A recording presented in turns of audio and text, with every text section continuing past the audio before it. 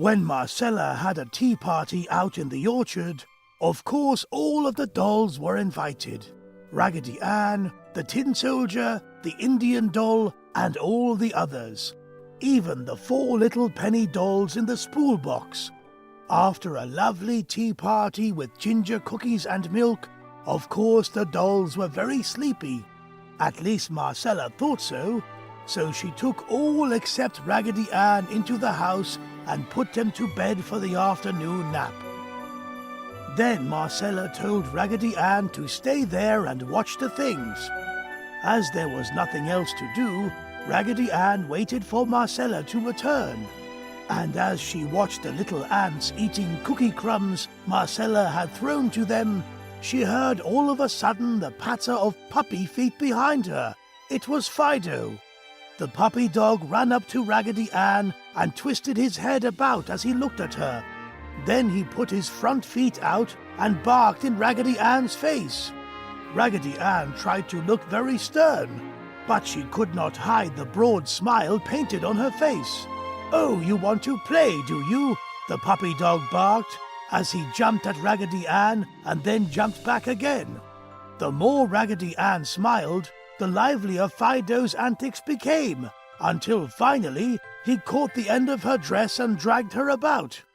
This was great fun for the puppy dog, but Raggedy Ann did not enjoy it. She kicked and twisted as much as she could, but the puppy dog thought Raggedy was playing. He ran out the garden gate and down the path across the meadow, every once in a while stopping and pretending he was very angry. When he pretended this, Fido would give Raggedy Ann a great shaking, making her yarn head hit the ground, rat-tat-tat. Then he would give his head a toss and send Raggedy Ann high in the air, where she would turn over 2 or 3 times before she reached the ground. By this time, she had lost her apron, and now some of her yarn hair was coming loose. As Fido neared the brook, another puppy came running across the footbridge to meet him. "What have you there, Fido?" said the new puppy dog as he bounced up to Raggedy Ann.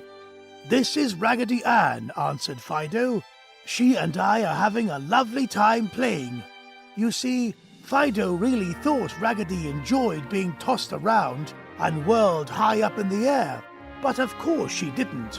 However, the game didn't last much longer. As Raggedy Ann hit the ground, the new puppy dog caught her dress and ran with her across the bridge, Fido barking close behind him. In the center of the bridge, Fido caught up with the new puppy dog, and they had a lively tug-of-war with Raggedy Ann stretched between them.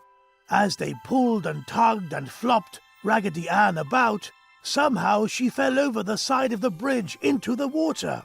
The puppy dogs were surprised, and Fido was very sorry indeed, for he remembered how good Raggedy Ann had been to him and how she had rescued him from the dog pound.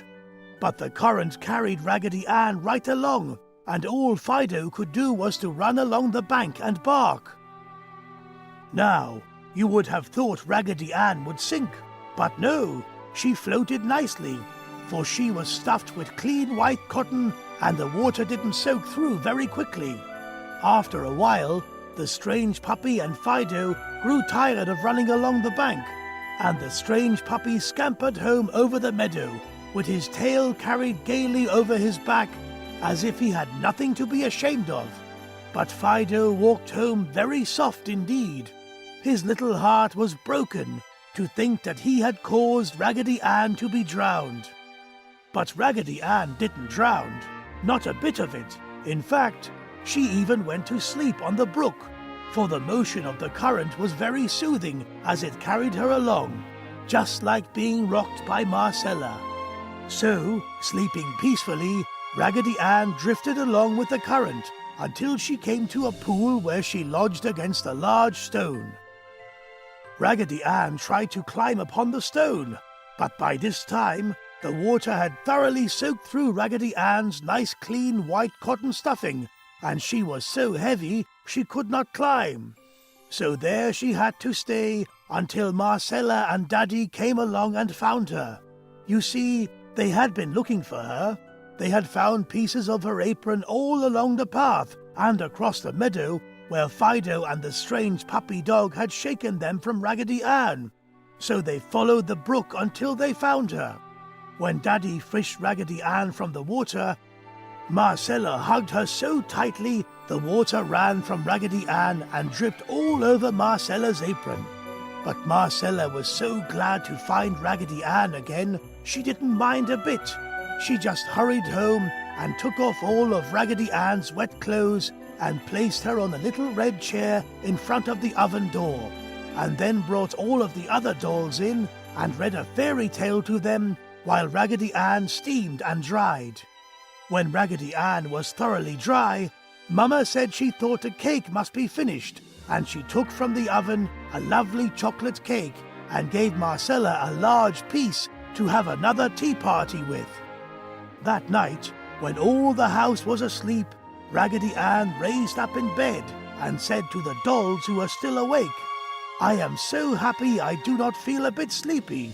Do you know, I believe the water soaked me so thoroughly my candy heart must have melted and filled my whole body, and I do not feel the least bit angry with Fido for playing with me so roughly." So all the other dolls were happy too, for happiness is very easy to catch when we love one another and are sweet all through.